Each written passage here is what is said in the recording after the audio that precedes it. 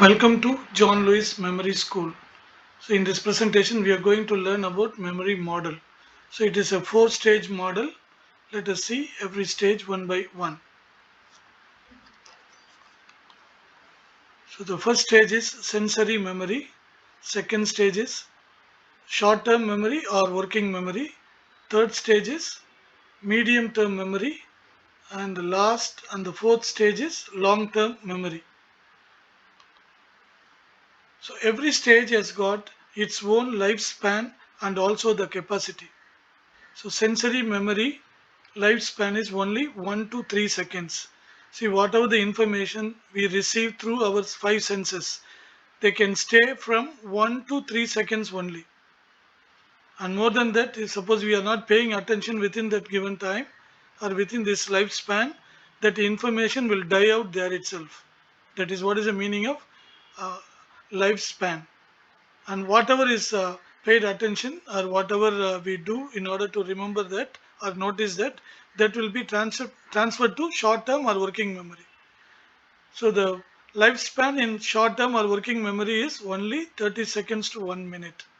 So it can stay there only for 30 seconds to 1 minute. And then and whatever is processed here, that will be transferred to medium term memory.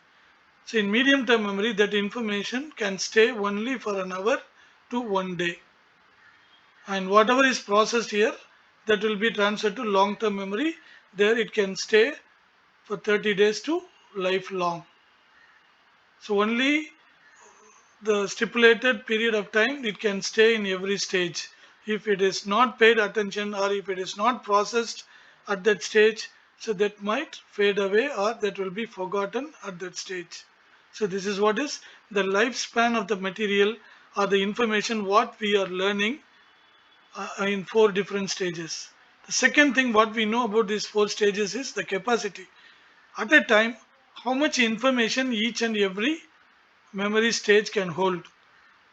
So sensory memory can hold only one item. All our five senses can hold only one item at a time.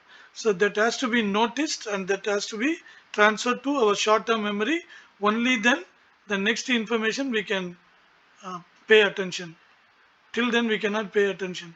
So at the same time we are getting so much of information through all our five senses, but we cannot pay attention to all of them at the same time.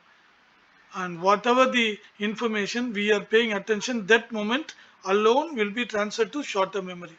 So only one item at a time, one after the other we have to notice, and then we can transfer to short term memory.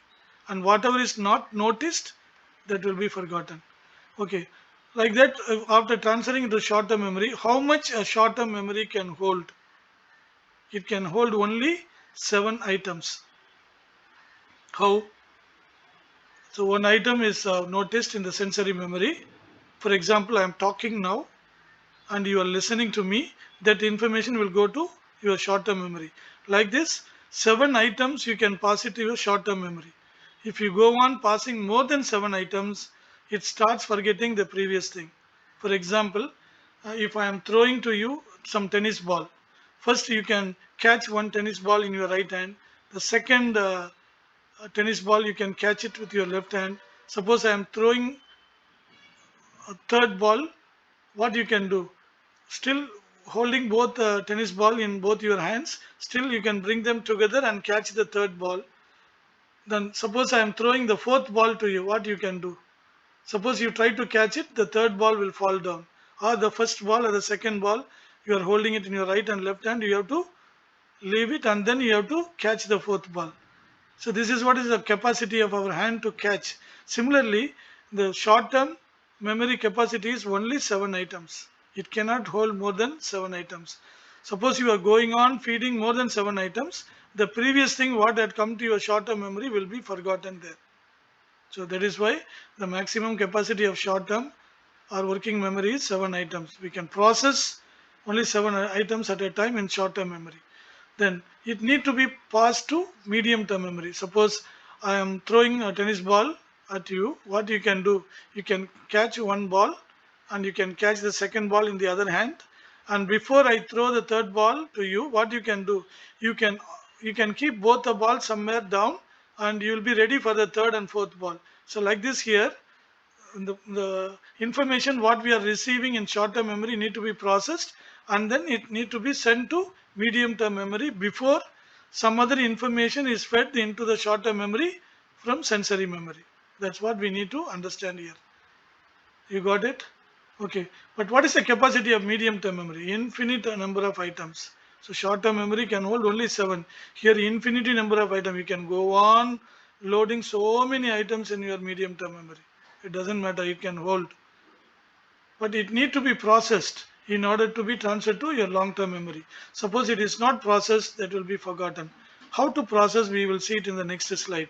At each stage, how we have to process the information, we will see it in the next slide.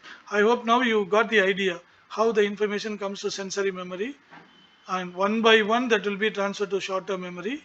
In short term we can hold maximum 7, and that need to be processed and passed on to medium term memory. In medium term memory, that need to be processed to be passed on to the long term memory. And if you want to keep it in your long term memory for a long period, here also it is need to be revised and it is need to be processed here. How at every stage we can process, we will see in the upcoming slide now. Hope it's clear. Okay, now see. So now I'm talking to you, you are listening to me. Maybe you are sitting at home comfortably in your study table or sofa, you are listening to me. And if you pay attention to what I'm talking to you, you will get that information, and then that will pass on to your short term memory. You are listening partly and you are partly watching your television. Some picture will be shown on the screen. Now your attention is divided between listening to me and watching the picture. So which information you are giving priority, that information partly will go to your short term memory, not fully, because your attention is divided. Now at the same time you are eating something and you are enjoying the taste also. You are smelling something, maybe some sweet smell you are getting, and you are doing something with your hand. You are listening to me, you are watching some television, and you are eating something, you are smelling something, and you are doing something with your hand. You are doing 5 different things. Now your attention is divided. Which one item you can pay attention to? Not exactly 100%. Everything is divided. So that is why this information may not go to your short term memory. One at a time you have to pay attention. Only that information will be passed on to your short term memory. If you divide your attention like this, it may not go to the next stage, short term memory. That's why we need to even see whatever you listen to me, it will stay only for 1 to 3 seconds. Within that time, if you are not processing it and passing it on to short term memory, that also will be forgotten. That is why suppose you are paying attention for 2-3 things, within 1 to 3 seconds you cannot grab what I am telling and then pass it on to short term memory. That is why, so in the sensory memory itself, many information dies out. All the things come to our sensory memory are not transferred to short term memory. Whatever you pay attention within 1 to 3 seconds only will be transferred to short term memory. Got it? Okay. So here, so we need to pay attention in order to transfer. Exactly. And you cannot divide the attention. Okay. After coming to the short term memory, so what we need to do in order to transfer it to your medium term memory, we have to elaborate the information. We have to convert the meaningless thing, whatever comes to our short term memory through our sensors, should be converted into meaningful. That is what is called elaboration. So why I need this, what does it mean, how it looks like, how it smells like, okay, where people are using it in day-to-day life. So we should try to understand why we need this, how we can use this, all those things. So that is what is called elaboration. Only then that information will be transferred to our medium-term memory. So here also the elaboration cannot be done by the same method for all the types of information coming to our brain. So there are different types of information will be coming to our brain. Concrete, abstract, numbers, all those things. So I have explained about it in the next video.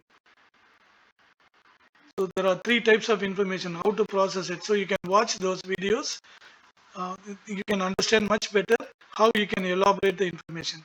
So whatever is elaborated, that will be transferred to our medium-term memory. And whatever is not elaborated here will die out here in the short-term memory itself. Hope you understand. So here the information may stay for 1 hour to 1 day, and if you process it, how to process it? You need to periodically revise it. How periodically we have to revise? We will be learning the technique later in a separate video lesson.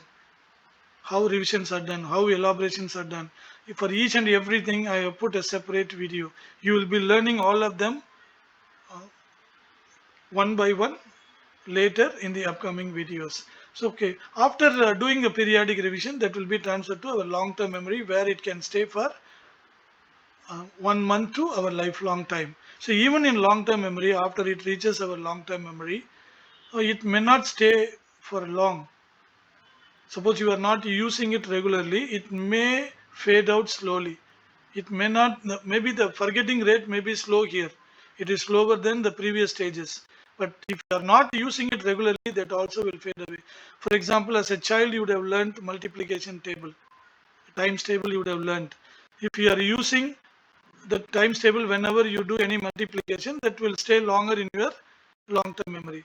Even though you have learned it, but you are not using it, instead you are using your calculator always, then the multiplication table or the times table may not stick longer in your long-term memory.